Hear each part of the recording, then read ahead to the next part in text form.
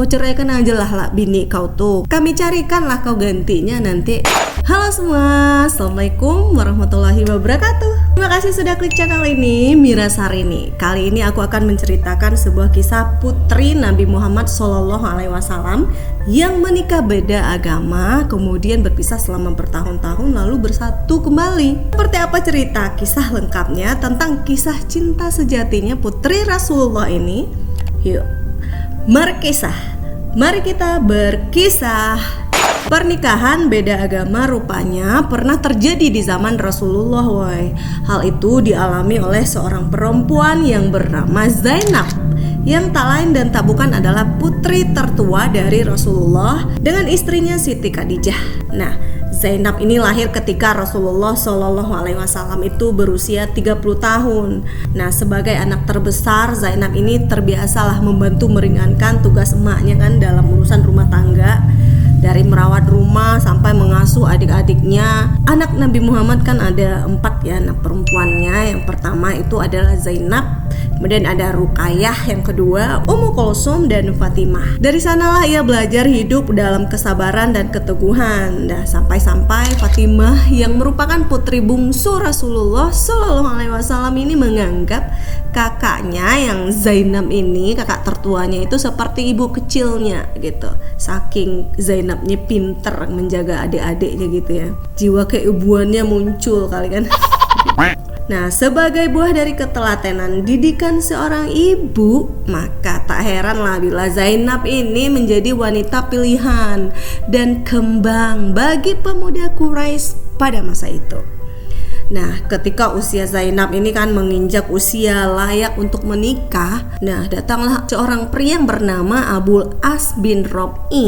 Ini putranya saudara perempuan Khadijah, sepupunya lah gitu kan, datang ke emaknya yang bernama Halah binti Khuwailid.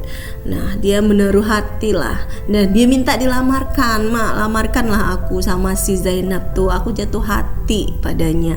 Nah, datanglah si emaknya nih, Halah binti Khuwailid nih ke rumahnya Zainab dan meminta untuk meminang Zainab ini. Nah, dengan senang hati tentulah keluarga Rasulullah dengan gembira menyambut lamaran dari Abul As ini gitu. Karena dari kecil emang Abul As ini emang udah terbiasa bermain di rumahnya Zainab. Jadi sudah saling mengenal lah gitu. Maka selang beberapa lama kemudian terlaksanalah pernikahan mereka dan pindahlah Zainab ke rumah suaminya yaitu di Mekah. Awal pernikahan mereka itu sangatlah indah ya. Indahnya kehidupan mereka ini sehingga pertemuan terasa begitu singkat dan perpisahan terasa sangat lama dan melelahkan. Nah, tak terasa waktu berlalu dan terlahirlah putra pertama yang mereka beri nama Ali, dan kemudian menyusul juga Umamah, putri mungil mereka. Nah, pada suatu ketika di saat Zainab nih ditinggal pergi oleh Abul As bin Rob'i ini untuk berdagang, tersebarlah di Mekah sebuah kabar bahwa telah muncul seorang nabi yang bernama Muhammad bin Abdullah, yaitu ayahnya Zainab ini. Nah, tak kalah mendengar kabar itu, Zainab segera pergilah ke rumah orang tuanya di Madinah untuk mencari tahu kebenaran berita tersebut.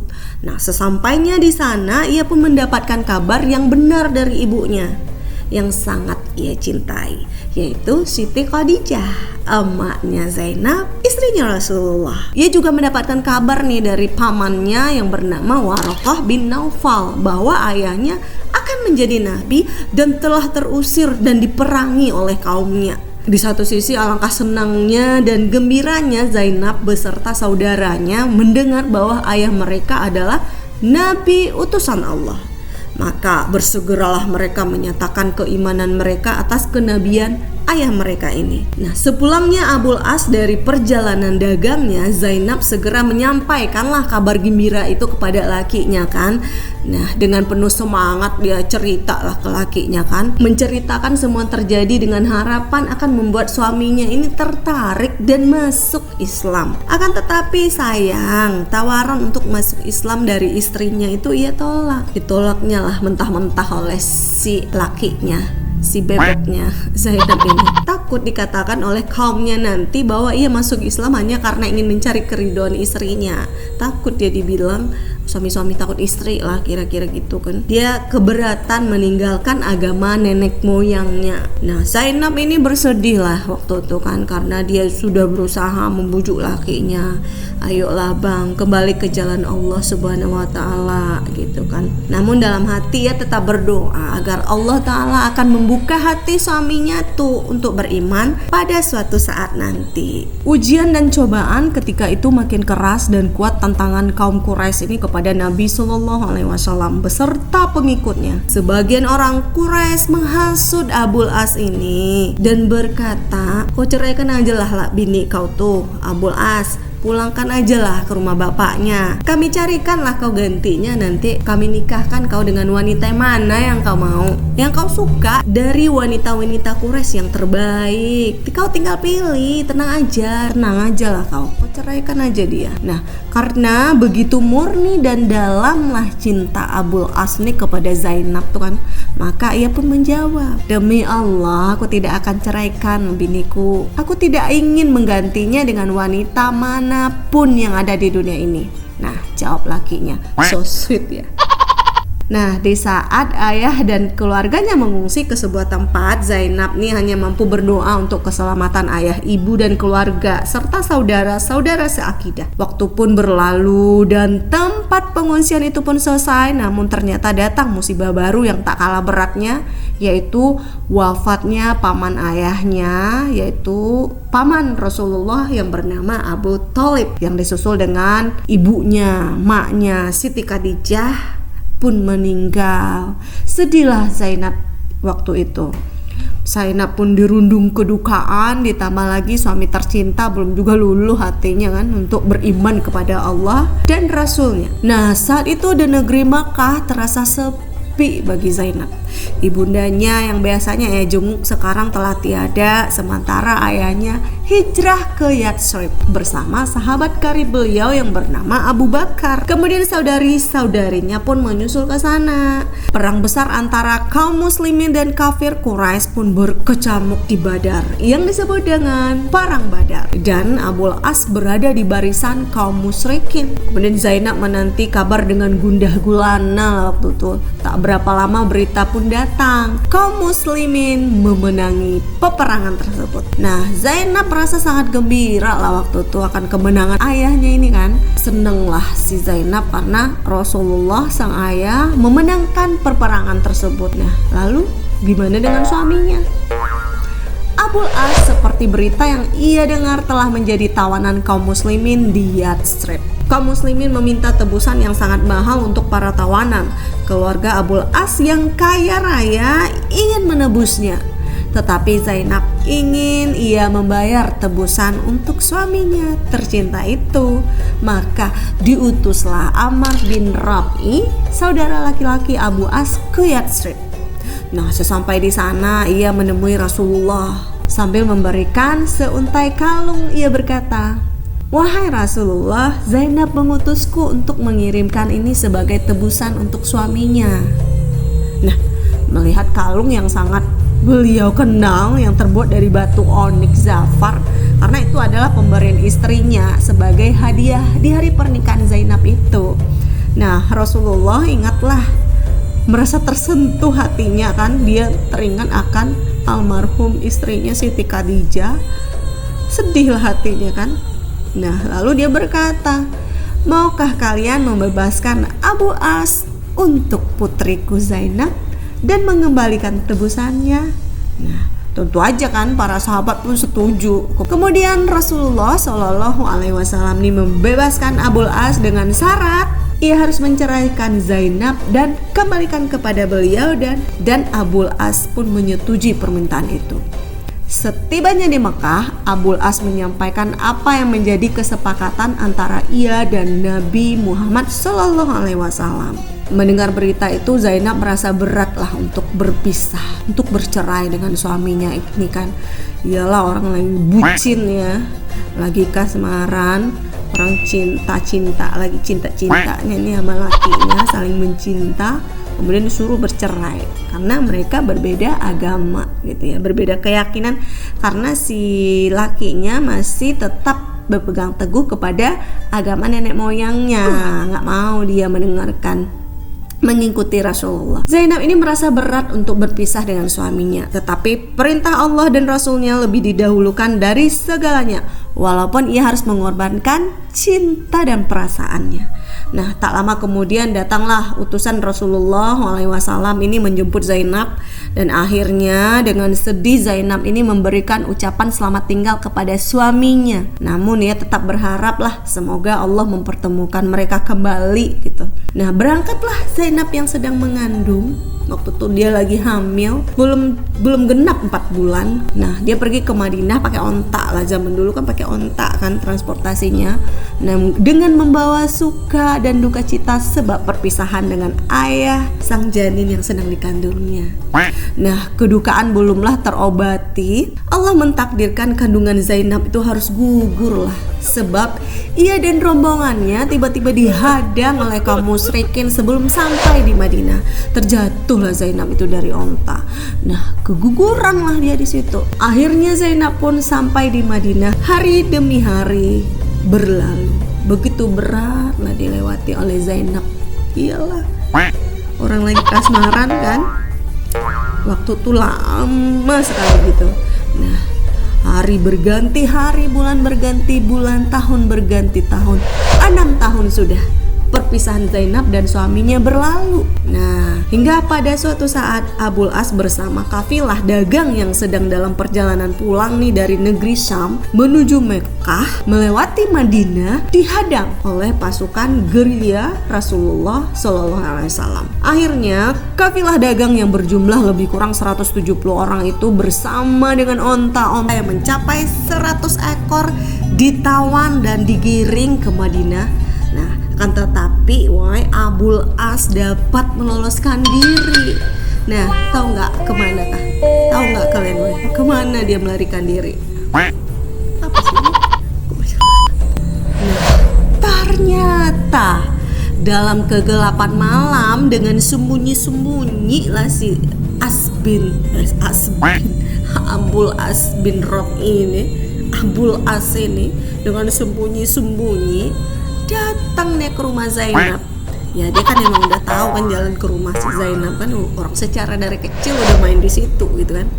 Nah, Zainab kaget lah, terkejut menerima kedatangannya, dan ia pun menyambut dengan baik serta memuliakannya. Berbunga-bunga kan, ketemu janda lama gitu. Ketika Abul As bin Rabi ini meminta kepada Zainab agar mau memberikan perlindungan kepadanya, Zainab pun menyatakan kesediaannya. Tolonglah dek, tolong abang lah kali ini, minta tolonglah dilindungi, kira-kira gitulah, kira-kira bunyi. Nah, ketika Rasulullah SAW dan para sahabatnya waktu itu melaksanakan sholat subuh di masjid gitu ya, terdengarlah suara Zainab tuh berseru, "Wahai kaum muslimin, saya Zainab binti Rasulullah. Saya telah memberikan perlindungan kepada Abul As, maka lindungilah ia." Nah, ketika Rasulullah selesai sholat, beliau bertanya kepada para sahabatnya, "Apakah kalian dengar apa yang aku dengar? Sama gak kira-kira yang kalian dengar barusan tuh sama aku yang dengar, wahai para sahabat?" Nah, para sahabat tuh jawab, "Iya benar Rasulullah." Beliau lalu berkata, "Demi Allah, aku tidak tahu sedikit pun tentang itu sampai aku mendengar apa yang kalian dengar.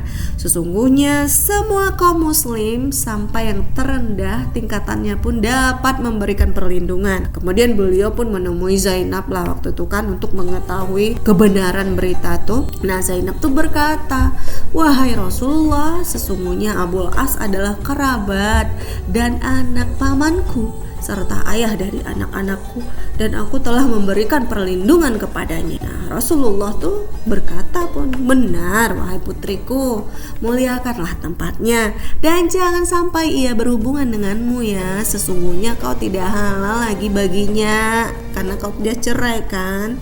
Gitu. Nah, kemudian para sahabat mengembalikan harta yang telah mereka rampas itu kepada Abul As, dan ketika Abul As hendak berangkat ke Mekah, nah berkatalah dia ke Zainab tuh, "Mereka para sahabat telah menawarkan kepada aku, wahai adinda, untuk aku aku masuk Islam. Tapi aku tolak lah sambil kukatakan sungguh buruk lah rasanya diriku kalau memulai suatu agama yang baru dengan pengkhianatan. Nah, dengan ucapan terakhir Abul As ini berdebar jantung Zainab kan.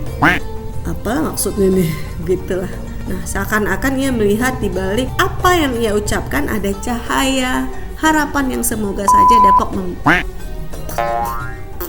Mendengar ucapan terakhir Abul As tersebut, terasa berdebarlah jantung Zainab. Seakan-akan ia melihat di balik apa yang ia ucapkan adalah cahaya dan harapan yang semoga aja dapat menerangi hatinya kan, yang masih gelap dengan kekufuran. Nah, Abul As ini masuk Islam lah sesampai di Mekah. Abul As ini sesampainya di Mekah, Abul As ini memberikan harta-harta yang diamanahkan kepadanya kepada pemiliknya. Kemudian ia berseru, "Wahai kaum Quraisy, apakah ada di antara kalian yang hartanya belum aku kembalikan?" Nah, orang-orang Quraisy itu pun jawab, "Oh, tak ada. Semoga Allah membalasmu dengan kebaikan. Kami telah mendapati kau sebagai orang yang memegang amanah dan mulia." Nah, lalu Abul As tuh berkata lagi, "Jika aku telah kembalikan hak-hak kalian ya, maka sekarang aku bersaksi bahwa tiadalah yang berhak diibadahi selain Allah dan Muhammad adalah utusan Allah. Nah, demi Allah tidak ada yang menghalangiku untuk masuk Islam sewaktu bersama Muhammad di Madinah, kecuali aku takut kalian mengira bahwa aku ingin memakan harta kalian. Nah, tetapi setelah aku kembalikan harta itu kepada kalian dan sekarang aku telah melepaskan tanggunganku, maka aku masuk Islam." Alhamdulillah. Akhirnya lakinya si Zainab ini masuk Islam. Nah, berkumpullah kembali setelah itu. Ia kembalilah ke Madinah untuk berkumpul dengan Zainab yang telah lama menantinya dengan sabar. Nah, di Madinah itu ia disambutlah oleh kaum muslimin dengan gembira. Lalu Rasulullah Shallallahu Alaihi Wasallam mengembalikan Zainab nih kepadanya, rujuklah mereka kan, dan mereka berkumpul dan bersatu kembali dalam kebahagiaan, bahkan lebih baik dari sebelumnya karena kali ini mereka dikumpulkan dalam agama tauhid. Namun kebahagiaan ini ternyata tidak lama dinikmati berdua dibanding masa sulit dan penuh kesabaran yang mereka harus jalani. Perpisahan untuk selamanya waktu berlalu tanpa terasa. Genap setahun Zainab berkumpul kembali dengan suaminya. Zainab, sang mujahidah, wanita penyabar dan tegar itu telah kembali menghadap sang khalik setelah berjuang menghadapi penyakit yang diderita semenjak keguguran kandungannya di tengah padang Sahara. Nah, Zainab waktu itu meninggal dalam usia relatif muda, yaitu 30 tahun. Namun begitu dewasanya, sikap dan ketabahannya yang patut diteladani oleh para muslimah yang datang sesudahnya. Kepergian Zainab meninggalkan Abul As seorang diri mengenang masa-masa indah yang telah mereka lewati bersama dalam suka dan duka. Nah, hanya dua buah hati mereka, Ali dan Umamah, yang kini menjadi pelipur lara lah.